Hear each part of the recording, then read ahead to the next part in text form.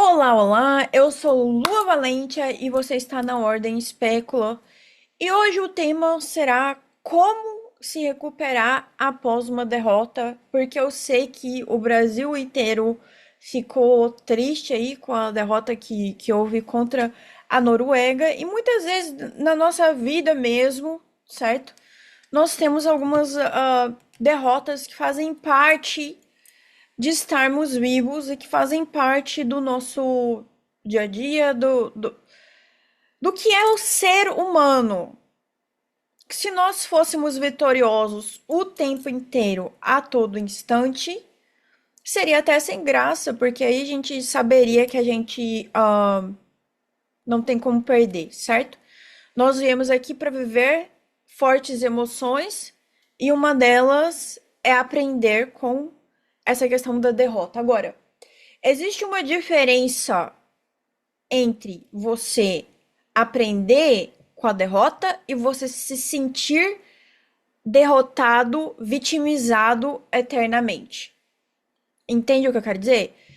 A vida prossegue independentemente do resultado. A vida prossegue e o que nós devemos fazer? Primeiro é reconhecer o que houve, o que aconteceu. Tô usando a Copa do Mundo, mas pode ser qualquer situação na sua vida.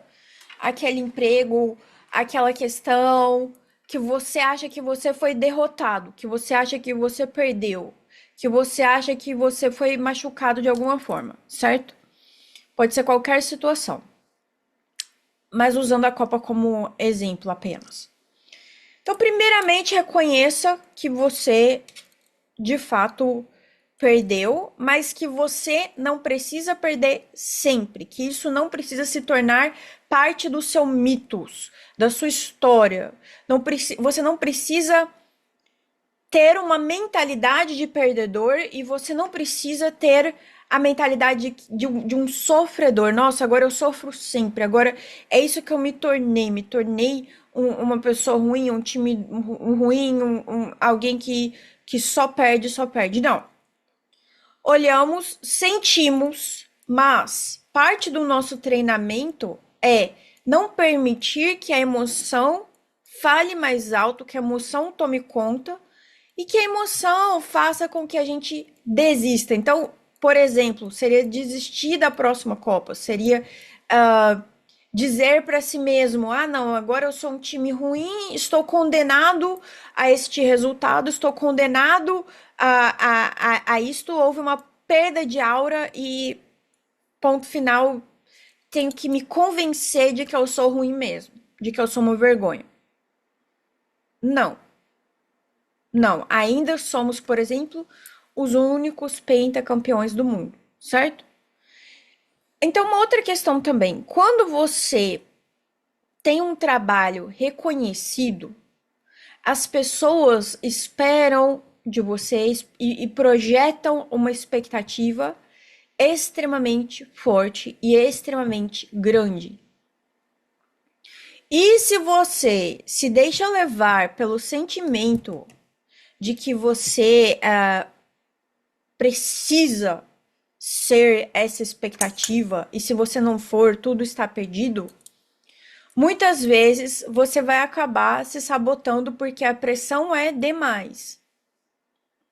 Então você às vezes prefere sair mais cedo do que ficar vivendo essa pressão. Muitas vezes você erra um passe, erra um pênalti, porque você não aguenta a pressão de ter que ser excelente o tempo todo, correto? Então é uma questão de do que projetam sobre você e de como você absorve essa projeção. Se você enxerga isso como um peso, se você enxerga isso como uma prisão, ou se você realmente usa isso como uma força motriz para você seguir adiante. Eu já falei sobre isso, creio que foi no Clube das Vilãs, em que eu disse que a moça mais bonita da minha classe, quando eu estava no ensino médio, ela tinha uma autoestima extremamente baixa, justamente porque a pressão sobre ela ser perfeita, a mais bela, a mais desejada, era muito forte. Então a autoestima dela fazia com que ela tinha que ir para psicóloga para ela suportar. Porque as pessoas ficavam olhando, esperando que ela caísse. As pessoas ficavam esperando pro momento em que ela ia deslizar, que o fio de cabelo estivesse errado, que tivesse comida no meio do dente dela para comentar. Ah, mas você viu? O fio de cabelo dela tava assim. Ela fez isso, ela fez aquilo. Então, a pressão sobre ela, a expectativa sobre ela, em vez de fazer assim, não, mas você tinha que estar mais tranquila, todo mundo te acha linda, não sei o quê. Não, na verdade, tornava tornava ainda mais insegura. Assim como a expectativa de excelência sobre o Brasil tornou o Brasil ainda mais inseguro, especialmente em relação à Noruega. E eu diria ainda mais que é a insegurança que atrapalha o resultado. E a insegurança da sua própria magia que atrapalha o resultado. Se você tem segurança, se você está tranquilo, primeiro, você não fica buscando sinais o tempo todo. Então vamos falar sobre sinais que provam que você está inseguro em relação à magia ou ao seu caminho, tá? E o que fazer para superar essa insegurança e o que fazer para superar após uma derrota, não importa o quão vergonhosa seja essa derrota, ok? De forma elegante, vamos para cima. Primeiramente, você fica buscando o tempo todo uma confirmação. Tudo bem querer um sinal, mas ficar o tempo todo buscando confirmação é um exagero, demonstra que você não está com confiança no seu time espiritual, na sua própria magia, naquilo que você ativou, certo? Você fica o tempo todo se perguntando, e se? Mas e se der errado? E se isso acontecer? E se aquilo acontecer? Isso é um sinal extremo de insegurança. Uma coisa é você, como eu já falei aqui, praticar o premeditatio malorum de uma forma contida, dentro de um espaço-tempo, dentro de 5 minutos você se perguntar do cenário só para você se preparar e ser inteligente. Outra coisa é você ficar ruminando os cenários negativos o tempo inteiro e alimentando esses cenários negativos. Isso demonstra insegurança. Terceiro, você ficar muito preocupado com o que o outro faz. Então a gente viu isso muito na Copa. A gente ficou preocupado demais com quais outros times estavam jogando, quais outros times iriam contra o Brasil. Ah, mas a Argentina estava com time, pegando time só fácil, não sei o que, blá blá blá. Então é ficar olhando muito pro que o colega tá fazendo. Ah, o que o colega tá fazendo de bom? Ou tá fazendo de errado? Ah, mas se ele estiver lá na frente? Ah, mas se ele meditar mais que eu? Ah, mas se ele ativar mais sigilo que eu? Isso também demonstra insegurança. Essa comparação, ou tentar prever o que o outro vai fazer, tentar prever o que o outro time vai fazer que não tá jogando nem contra você, pra você saber. Ah, mas e na oitavas de final vai dar isso contra isso aqui. Os jogos ainda nem aconteceram e você tá lá. Focando demais energia no outro, quando você deveria estar focando energia no seu time. No seu time espiritual. Foco no que você está fazendo. Na sua atividade. Na sua atenção. Isso desvia a sua energia. Isso faz com que a sua energia vaze de você. E você dá energia para o outro time. E você dá energia, atenção para uma outra coisa. Falta de atenção. Então vamos supor, você praticou o premeditato malorum. Você sabe que, por exemplo, se você coloca uma maquiagem, mesmo que esteja fechada, dentro de um utensílio, você sabe que aquela maquiagem poderia explodir. Então por que não coloca um plástico a mais? Caso você esteja viajando de mala feita, etc. Por que não faz um pouquinho mais só, uma atitude? Não tô falando pra... Aí é que tá. Uma coisa é você embrulhar um pouco a mais, outra coisa é você colocar 1000 plásticos. 1000 plásticos significa também insegurança. Agora, um plástico protetor significa que você é esperta.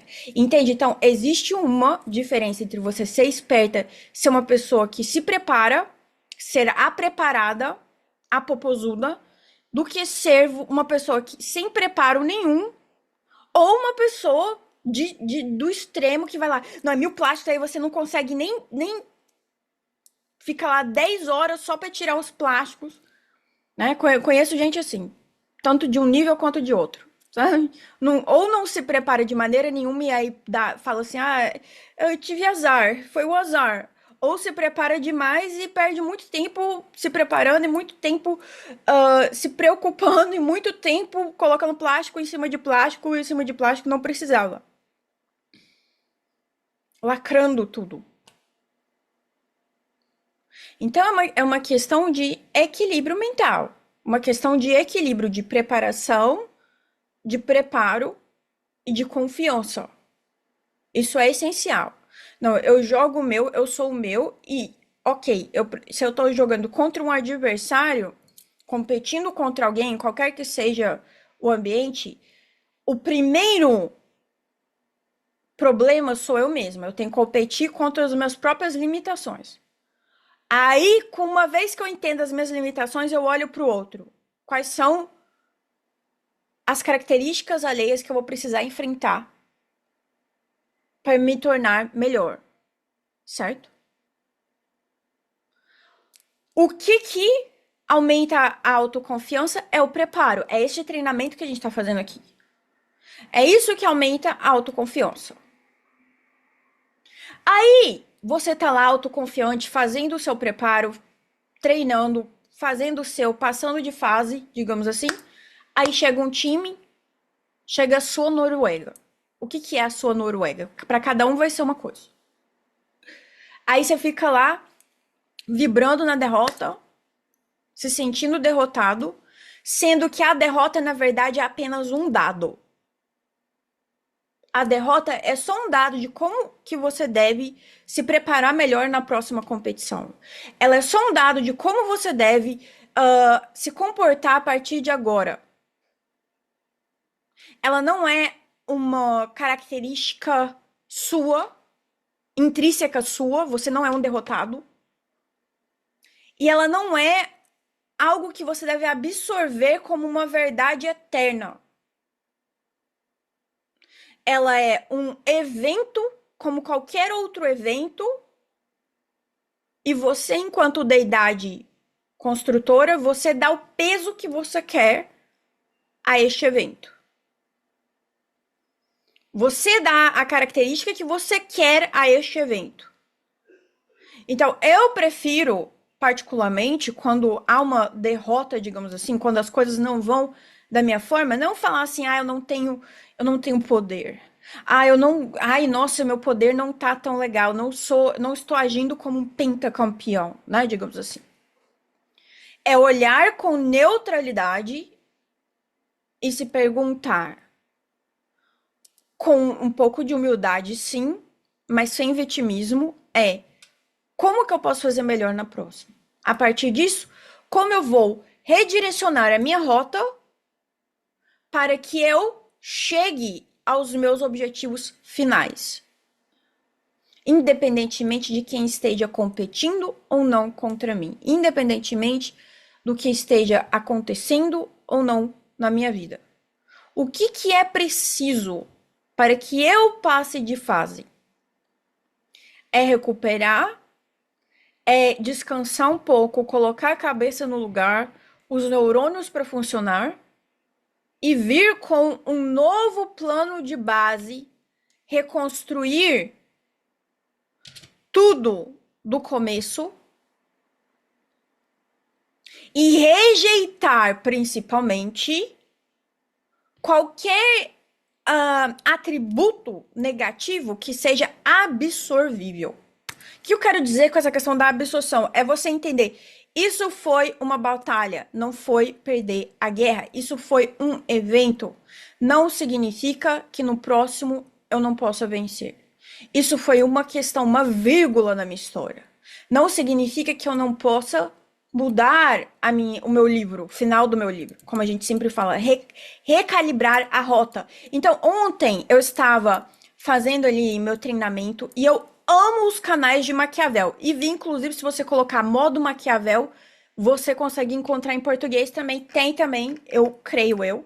Então, faça isso, gente. Não tem nada melhor do que treinar ficar ouvindo os conceitos maquiavélicos entrando na sua mente e você vai. Melhora muito, dá mais energia pro treinamento, mais fogo pro treinamento ainda. E ele falou algo que eu achei muito interessante. Falei, nossa, eu tenho que levar isso pros treineiros, que é o seguinte. Pense, quando você está pensando no caminho que você quer atingir, no seu objetivo, certo? Pense que você é um GPS. Você tá lá andando com o carro, não sei o quê. Chega, você vê que o carro tá indo para uma rota errada, ou porque a rota trancou e o GPS não atualizou. Então ali essa estrada tá fechada, esse caminho mais rápido tá fechado. Digamos que seja isso, certo? O GPS ele vai simplesmente parar o carro e falar assim: ah, não, vou desistir, não vou dirigir mais. Entendeu? Porque essa estrada aqui tá fechada, então já era agora. Já era a estrada. Ou ele simplesmente recalibra, recalcula a rota. O que ele faz? Ele para ou recalcula? Recalcula. Ah, mas eu vou chegar atrasado. Ah, mas não sei o que, não importa, mas você vai chegar. E talvez nessa nova estrada, que talvez seja um pouco mais longa, você vai encontrar uma vista maravilhosa. Talvez nessa nova estrada, que seja um pouco inconveniente, você vai fazer uma nova amizade. Você vai encontrar uma pessoa que vocês ali conversando vão falar: nossa, eu também tô nesse projeto, e aí vai dar liga, e aí vai dar um projeto ainda maior para vocês dois. Talvez o fechamento dessa estrada seja a abertura de um novo caminho. Aí tem gente que fica assim, mas eu ativei a Neita para chegar mais rápido, porque eu queria essa estrada. Fica batendo o pé e fica brigando com o GPS. Sendo que o GPS, como servidor, só tá fazendo o trabalho dele, ó. Não tem essa estrada, tem a outra.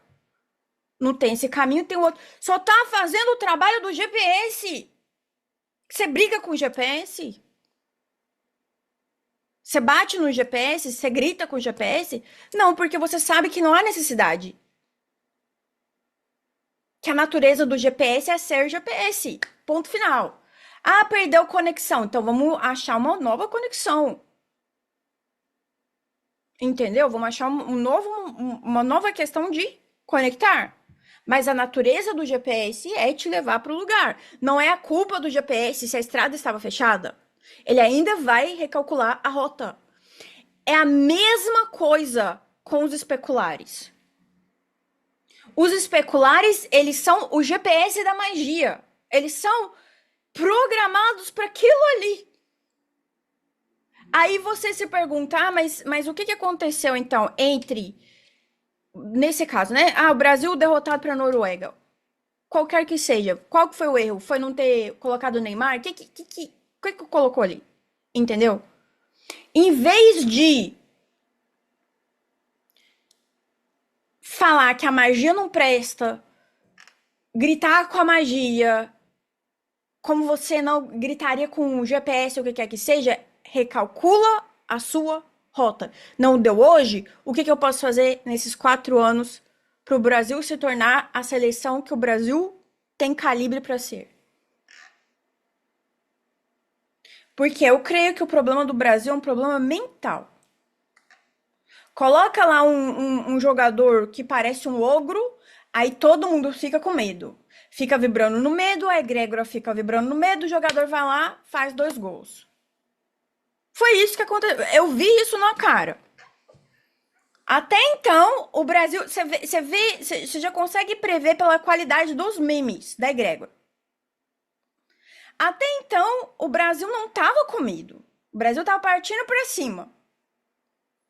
Chegou esse jogador que parecia ter 2 metros de altura, que tinha medo dele mesmo, até ele mesmo comendo, lembra desse meme? Ele mesmo comendo, ficou com medo dele mesmo. Chegou esse jogador, de repente os memes eram todos voltados pro medo. A egrégora que vibra no medo, o que acontece? Gente, assim, é a prova. Essa Copa foi a prova do que eu quero explicar pra vocês. De como uma egrégora funciona, de como a magia funciona. O medo, gente, é A Uma das piores coisas, o medo, a ansiedade, isso são frequências baixas. E se você começa a partilhar memes, entendeu? Que geram esse medo, que não sei o quê, porque o jogador é grande, porque o jogador é isso, não sei o quê, e você alimenta isso, não dá outra, gente. O jogador vai lá e faz gol,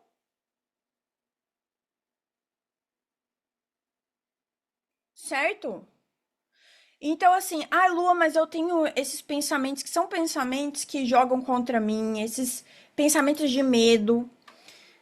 Gente, não é uma questão de você querer controlar seus pensamentos, entende? É uma questão de o medo vem, mas eu não vou alimentar. Eu não vou alimentar com um meme. Não vou ficar fazendo meme de que, ai, esse cara é um monstrão.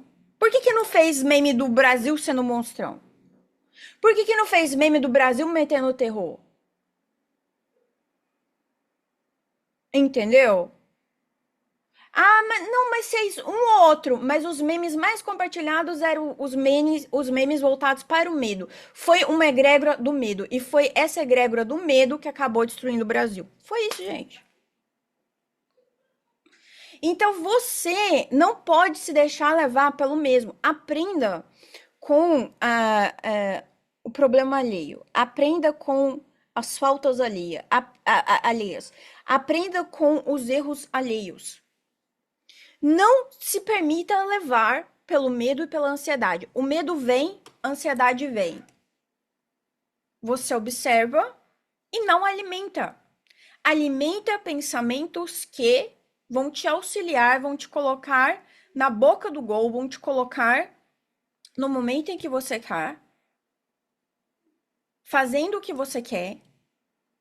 Então, sim, ah, Lua, mas eu tô com muito medo. Então, vai ativar a psi, vai ativar a clareza, vai ativar a corajosa, vai pedir coragem, vai ativar a mel, vai ativar o chakra raiz. Quem tem muita ansiedade precisa trabalhar muito o chakra raiz, precisa trabalhar muito o aterramento. Pessoa com ansiedade, ela precisa começar aí no medo e ansiedade. É chakra raiz, aterramento, colocar os pezinhos no chão, braçar árvore. Não tô, já, ai, Lu, você tá falando contra medicamento, contra terapia? Não é isso! Só estou falando a mais que você deve fazer para trabalhar o chakra raiz. Estou falando o a mais, não estou falando, ah, não faça terapia. Entenda uma coisa, entende? Então, assim, o medo e a ansiedade, eles são sentimentos como qualquer outro. Pensamentos obsessivos que não são seus. Transtornos que não são seus. Terceiriza. Lembre-se, ah, isso não sou eu. Isso vem de outros. Vem dessa egrégora aí que quer implementar esse tipo de pensamento em mim. Eu não preciso me identificar com isso, eu não preciso me submeter ao medo. Eu posso prosseguir mesmo com medo. Eu posso ser inteligente o suficiente, estratégica o suficiente, inclusive no que eu peço, em como eu me comunico, no que eu falo, na maneira com que eu falo, para que eu obtenha o que eu quero.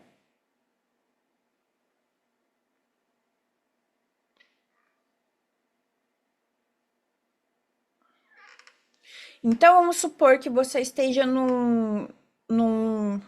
E, gente, uma coisa também que eu notei muito no Brasil, né, Grégora, no comportamento dos torcedores, é focar muito nos erros, mas sem oferecer soluções. Isso é ridículo, gente. Então, uma coisa que você pode fazer é, por exemplo, vamos supor que você está numa festa. Aí você está de salto.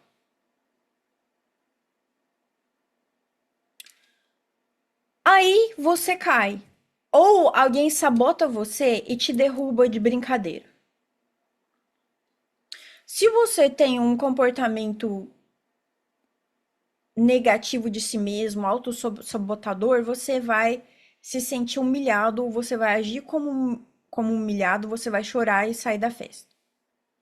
Se você tem um comportamento que você não se importa, um comportamento que ele é desligado do que os outros pensam, você ou vai rir de si mesmo, vai bater a poeira e bola pra cima. Você não vai se focar nos próprios erros, você não vai colocar um holofote nos erros. Então a questão não é ser perfeita, a questão não é fazer tudo maravilhoso, a questão não é você 100% ter controle sobre tudo. Não, vão ter pessoas que vão querer te humilhar, vão ter pessoas que vão te colocar em situações vexatórias. Agora, se você age como uma rainha, se você não se deixa ser humilhado, se você consegue reagir de uma maneira ou cômica ou superior, apesar de todos os holofotes estarem querendo te arruinar, você já está na vantagem. E eu especulo como os vídeos que eu tenho feito que são muito sobre isso. Nós queremos o quê? Seres que se submetem? Não, nós queremos o quê? Treinar a realeza, treinar as deidades. Então não é que situações que te colocam em saia justa, que te colocam em situações vexatórias, que te colocam em situações que você se consegue, se você se sente derrotado, não é que elas nunca vão acontecer, elas vão acontecer, é normal, vivemos em sociedade. Mas como você reage a isso, como a sua cabeça se ergue em relação a isso dita quem é você. Isso dita como que você aceita ser tratado ou tratada no seu dia a dia. Isso dita qual que é a sua grandeza espiritual, qual que é o seu ranking espiritual.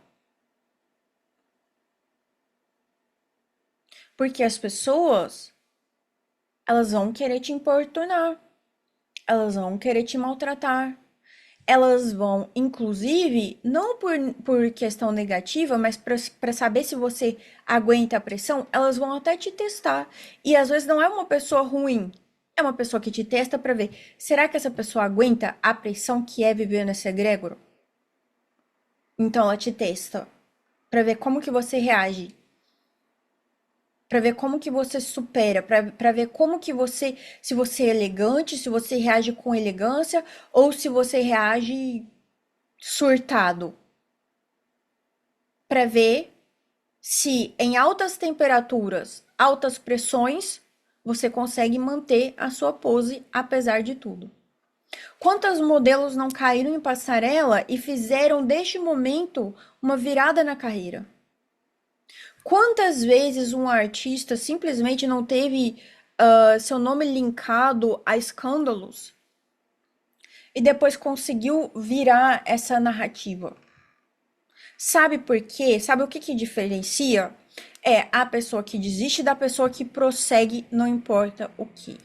Muitas vezes meu nome já foi colocado em lama, em grupos, em várias situações.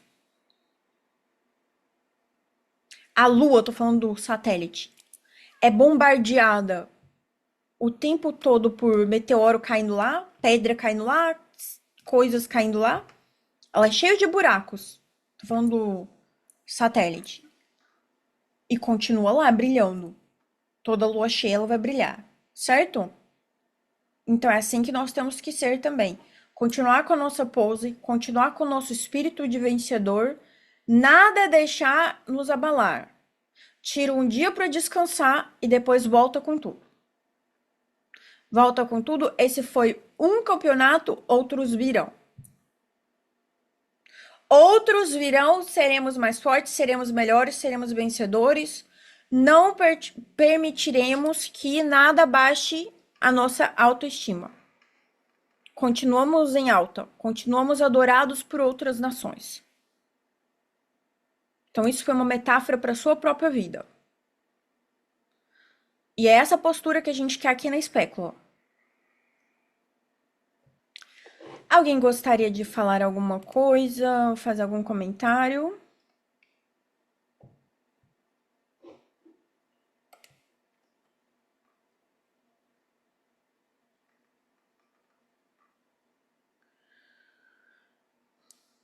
Alguém quer fazer algum comentário, pessoal? Não? Então tá bom, gente. Hoje vai ser um pouco mais rápido, né? Porque foi dia de Copa, tá? Então, beijo pra vocês. Obrigada, Mário. Maro, perdão. Beijo pra vocês. Até a próxima. Tchau, tchau.